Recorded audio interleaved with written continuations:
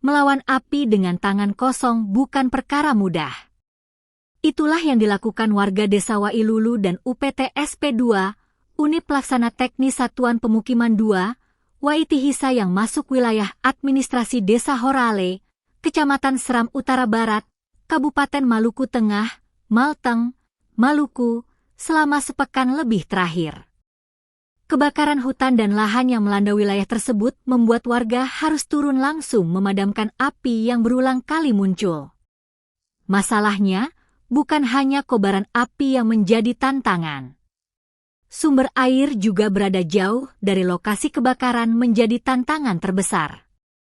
Kepala Pemerintah Desa Wailulu, Muslim Tounusa, melalui sambungan telepon WhatsApp dengan reporter tribunambon.com pada Minggu, 23 Agustus 2026, mengatakan warga harus menempuh jarak sekitar 1 km hanya untuk mengambil air.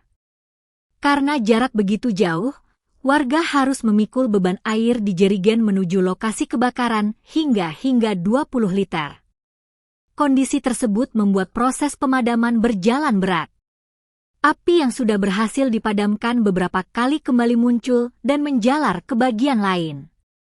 Muslim menjelaskan bahwa kobaran api itu telah ada sejak sebelum 17 Agustus 2026 kemarin atau sebelum merayakan momentum Hari Kemerdekaan Republik Indonesia.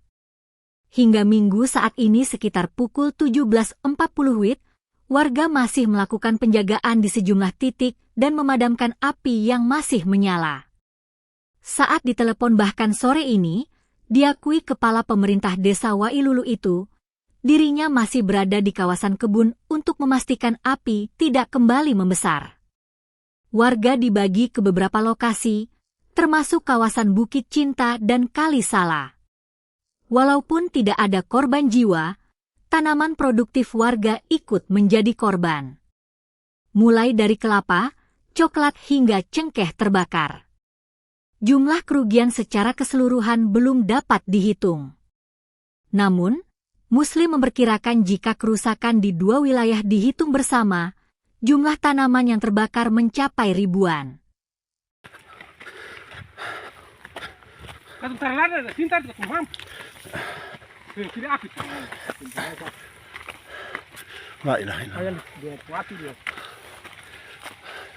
Dia pun uap panas yang ketong bisa.